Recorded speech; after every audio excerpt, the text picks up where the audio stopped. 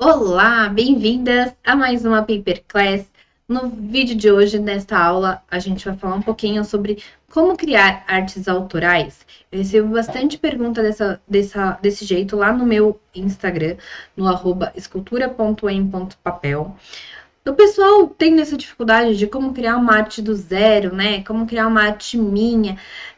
Tenho dificuldade nisso, tenho dificuldade naquilo. Então, eu juntei algumas das dúvidas de vocês para trazer aqui nessa aula e a gente conversar um pouquinho mais sobre isso e, quem sabe, te ajudar a desbravar esse mundo dos autorais e destravar, porque ninguém merece, né? Ficar com essa trava de não conseguir criar uma arte sua. Então, vamos lá, vou colocar aqui a nossa lousa. E a primeira sugestão e recomendação que eu tenho para vocês é sobre desenhar. Então, desenhe. Como assim, Sayuri, desenhar? Eu não nem sei desenhar, o que você tá falando, né? O desenho, quando eu falo sobre desenhar, não é sobre desenhar lindo perfeitamente, né? É rascunhar. Você se permitir rascunhar, testar. Vocês não têm noção de como é o meu caderninho de desenho. Eu sou péssima em desenho, não sei muito desenhar ali à mão. Eu não me considero uma desenhista, longe disso, estou muito longe. Já tentei fazer alguns cursos, já aprendi, mas não é uma coisa que eu curto muito ficar ali desenhando e tudo mais. Eu gosto mais da parte de pintura, de outras coisas. Então, esse desenho não é simplesmente desenhar à mão, é você sair rascunhando, testando. Não precisa ser um desenho lindo, maravilhoso. O importante é você conseguir colocar ali no papel, é, você conseguir colocar no papel as suas ideias, né? Porque às vezes a gente tem uma ideia assim e não consegue colocar no papel. E anotem, isso daí é muito difícil, você pegar uma ideia sua e colocar no papel. Tanto é que muitas vezes eu desenho e escrevo com descrição do tipo: aqui em cima é um verde, aqui em cima fica uma árvore, aqui atrás, no fundo, vai ficar um mosaico, para poder deixar mais claro ainda sobre as minhas ideias, porque é realmente difícil a gente materializar uma coisa que tem na nossa mente ali. E hoje, com a tecnologia, a gente tem outras formas a não ser sem ser desenhar à mão, né? Claro que para quem gosta de desenhar à mão, é uma mão na roda, é muito bom ter ali seu sketchbook, é muito bonitinho. Eu tinha o sonho de ter isso, eu tenho também, com os meus desenhos de rascunho que eu faço, treinos e tudo mais. Mas, para quem tem facilidade, aquilo lá já vira uma arte já, né? De tão bonito que é, eu acho super legal. Mas para quem não é desse time, é do mesmo time que eu, que não rola muito o desenho, a gente tem hoje em dia a tecnologia a nosso favor. Então, a gente pode usar a própria internet a nosso favor, a própria digitalização a nosso favor. E o que isso tem a ver com a nossa criação autoral? Tem a ver porque ali dentro do computador você pode desenhar, aprender a desenhar ali dentro, com produto, claro, com programas específicos para desenho, ou se você não sabe, ir ali ajeitando. Eu gosto de falar bastante sobre o Paint, né, que é uma ferramenta mais simples, que é tão simples que eu não sei muito usar direito, eu uso outras ferramentas como Illustrator, mas para quem não tem conhecimento, dá sim para fazer alguma coisa ali. Eu costumo falar que é um processo de colagem digital. A gente não precisa de programas magníficos, super tops para fazer esse tipo de colagem. Como que funciona, né? Você vai pegar aí na internet algumas imagens, claro que sem licença comercial, imagens que sejam é, livres, né, dessa licença, você não precisa comprar. Ou, se você preferir, também pode comprar essa licença também, que também está super aceito.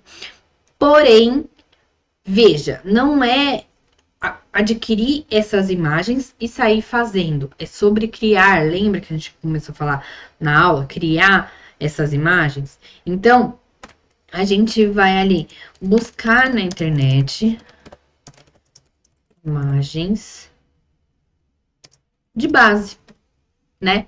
Para ser a nossa base de criação. Então, se eu preciso fazer um arranjo floral, eu pego uma flor de uma imagem, uma flor de outra imagem, uma flor de outra imagem, uma flor de outra imagem e componho isso com a minha personalidade. Eu faço ali uma composição. Ah, Sayuri, eu não sei fazer essa colagem digital que você fala no computador, né? Não sei cortar a imagem no computador, por exemplo. Uma dica: imprima e faça um recorte mesmo, recorta e cria ali, faz a sua própria composição para ver como fica legal. E aí sempre, claro, com imagens que são próprias para isso, que tenha licença para você fazer isso. Então, eu gosto de falar aqui bastante, frisar, né? Cuidado com Pinterest. Ai, Senhor, mas eu gosto tanto do Pinterest. Sim, todos nós gostamos. É maravilhoso. Porém, a maioria daquelas imagens que estão ali, muitas vezes são de outros artistas, são de outros profissionais. Então, não é muito legal. E ele não tem, claro, que é livre, né? Busque por bancos de imagem realmente que tenham essas imagens para você utilizar, que você pode utilizar, comprando ou não, tá certo? Então, eu sempre costumo dizer também para as minhas alunas, quando for fazer esse tipo de procura, não procura no Pinterest. Procura direto nos bancos de imagem. Quem é minha aluna tem uma lista bacana que eu disponibilizo lá dentro do meu curso para o pessoal de quais os bancos de imagem que eu recomendo e uso, que eu acho bem bacana que dá para a gente usar para esse tipo de função. E aí você pode criar as suas próprias artes. Uma outra ideia também é usar fotos suas, as suas próprias fotos que você mesmo tira, né? Então, você conseguir ali fazer fotos autorais suas de paisagens, de elementos, de objetos, que ali já vai ser uma autoria sua. Em cima da sua foto, você cria a sua arte depois em papel. Elas são ótimas fontes de criação para esse tipo de trabalho autoral, tá certo? E tudo isso sem precisar saber desenhar. Então, essas são algumas das formas que eu indico, recomendo para as minhas alunas e para vocês também que estão assistindo esse vídeo, para que façam esse tipo de trabalho. É um trabalho bem gostoso, você realmente destrava, é bem terapêutico. Para quem não curte desenhar ou não sabe desenhar, não tem empecilhos, tá certo? O segundo ponto para trabalhos autorais, e é uma dúvida que o pessoal me pergunta bastante, é sobre composição. Ai, Senhor, eu nunca sei como que eu faço a composição do meu trabalho, né? O que vem, onde que eu coloco, na direita, na esquerda, no meio, no canto, eu nunca sei. Bom, antes de tudo, eu preciso te dizer que a composição, muita gente já tem isso instintivamente. Por que muita gente já tem isso instintivamente? Os nossos olhos, eles são treinados a buscar por esse senso da beleza natural. Então, você sempre vai olhar para alguma coisa e vai ver alguma coisa de uma forma, mas você vai falar assim, tem alguma coisa ali que não tá de acordo, que não tá bonita, né? Ele vai buscar ali um equilíbrio visual, né? E quando não tem esse equilíbrio visual, é quando acontece aquelas coisas que a gente olha e fala, nossa, tem alguma coisa que não me agradou, não achei bonito. E é alguma coisa que realmente aos seus olhos não ficou legal. Mas esse assunto de composição é um assunto bastante denso para a gente falar numa aula com vários itens. Então, se você tem interesse em saber mais, comenta aqui embaixo, que quem sabe eu crio uma paper class só sobre isso. Mas, para não deixar vocês também assim, de mão abanando, eu tenho uma sugestão para quem quiser saber mais, para ir procurar na internet sobre composição, procurar aprender mais sobre o que é a composição. E você pode começar até estudando pelo uma das mais conhecidas formas de composição, que chama regra dos terços. Procura aí no YouTube mesmo, aqui no YouTube, né? No YouTube, vê alguns vídeos sobre a regra dos terços, você já vai ver como já vai clarear bastante para você, tá certo? Não é nada bicho de sete cabeças, é que realmente é um assunto bem amplo para a gente falar num assunto mesclado com outros temas, tá certo? Isso merece uma aula só disso, mas se você tem interesse, comenta aqui. Eu quero aula de composição. E aí a gente cria uma aula de composição pra gente falar sobre isso, tá certo? Nossa, eu nem falei aqui da composição, né? Então, eu vou colocar aqui o nome para estudar sobre a regra dos terços, certo? O terceiro ponto, um dos mais pedidos também, é sobre a paleta de cor. Sayuri, eu nunca sei qual cor que eu devo usar, como que eu combino e tudo isso me dá um norte. Aí, Sayuri, mas eu já tenho o círculo cromático, eu não sei usar. Na verdade, as cores, eu também preciso te falar que a gente também tem um pouco do instintivo nosso na escolha das cores. Por que tem um pouco do instintivo nosso na regra das cores? Porque as cores, elas influenciam muito nos sentimentos, nas emoções. Então, assim, um exemplo bem simples para vocês. Pode acontecer de uma cor, por exemplo, hoje, você não gostar de uma tonalidade de azul. Por quê? Porque na época da escola, lá atrás, você precisava usar um uniforme azul, que era um azul feio. Então, aquela tonalidade de azul você detesta hoje. Isso veio construindo em você. E isso sim faz muita diferença na sua percepção e escolha de cores. Porque existem aquelas cores que a gente mais se identifica e as cores que a gente não gosta. Então, isso que eu digo que é um pouco instintivo, essa nossa escolha de cores sempre vai favorecer para cores que realmente a gente se identifica mais do que aquelas que a gente não se identifica. Mas aí entra a questão de que no mundo das cores não tem o certo e o errado. Existe o que você quer comunicar, tá certo? E aqui vai uma recomendação que vai além da combinação de cores. É a gente usar sempre a combinação de cores juntando com a tonalidade. E isso a gente consegue compor uma paleta bem bacana. Então, aqui a gente tem que juntar a combinação de cores mais a tonalidade delas. É isso que a gente precisa trabalhar para conseguir encontrar uma paleta de cores. E aí, a combinação para criar essa paleta, a gente pode usar o círculo cromático. A gente pode usar paletas prontas na internet. E aí, para esse caso, só tomem cuidado entre o online e o físico. E se vocês trabalham com papel, principalmente, esse ponto é importante. E também sobre estudar o significado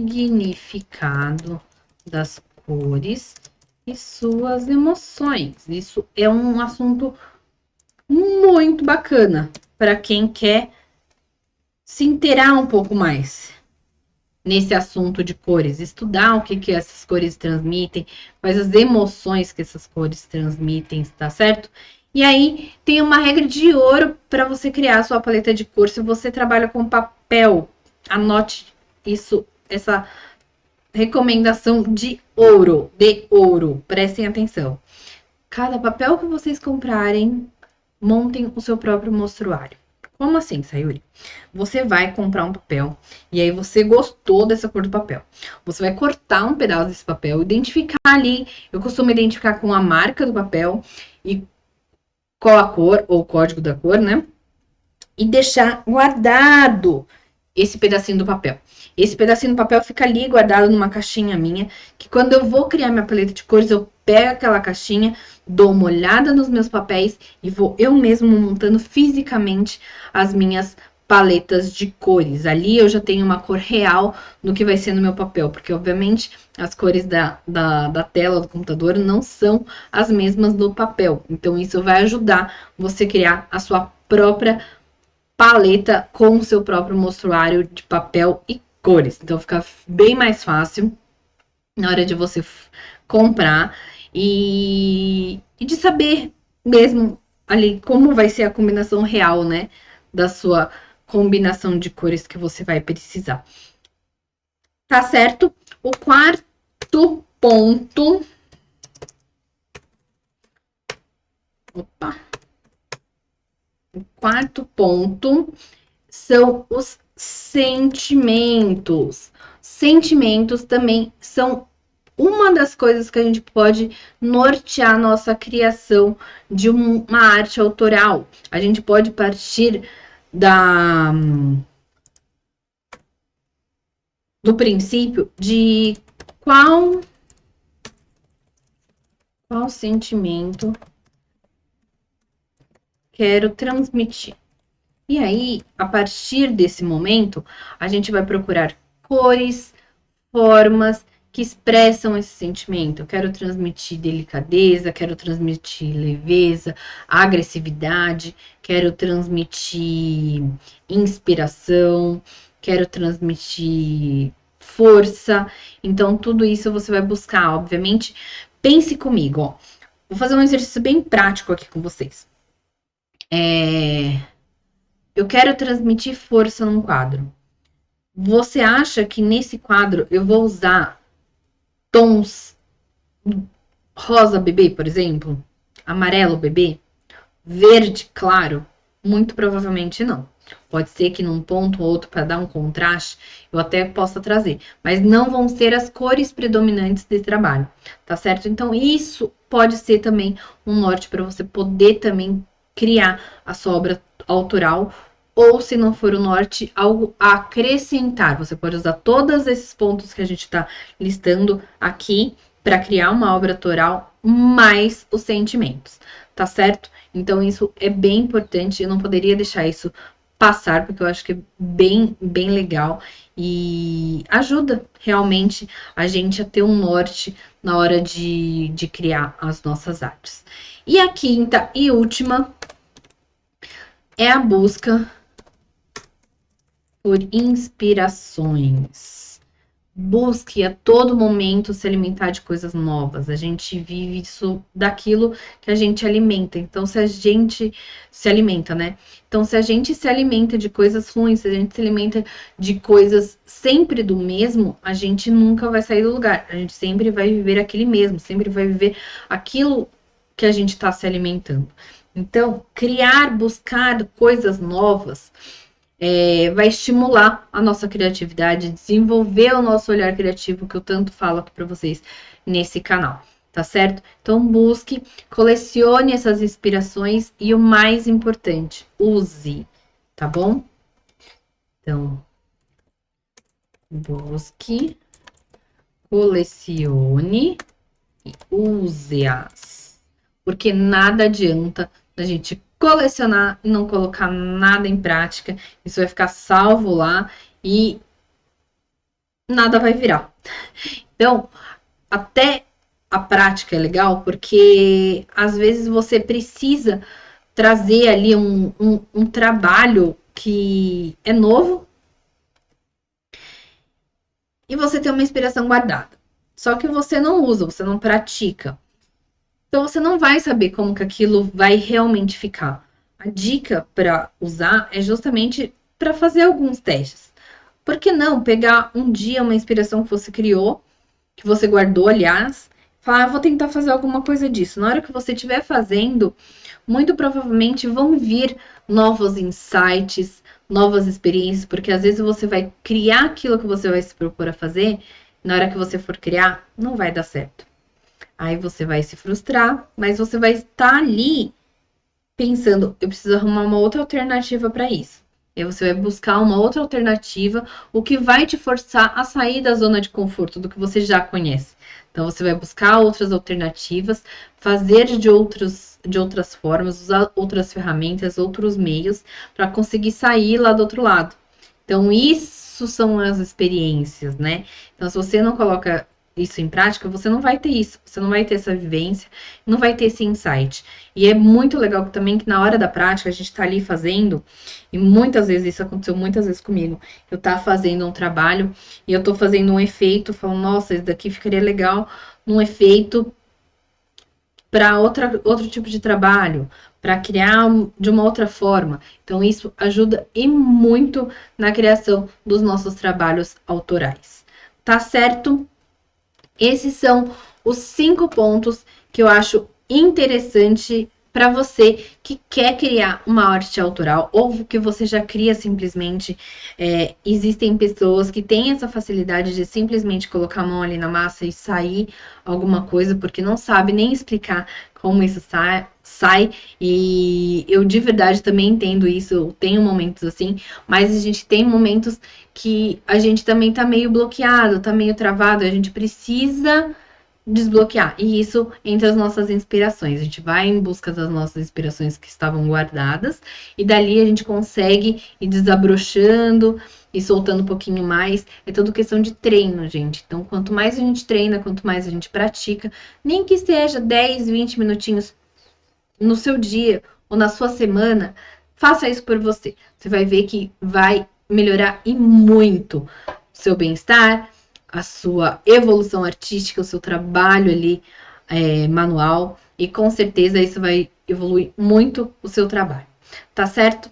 Então, a nossa aula de hoje foi sobre isso, sobre essas artes autorais, essas obras autorais. Espero que tenham gostado e eu vejo vocês no próximo vídeo. Um beijo e até mais.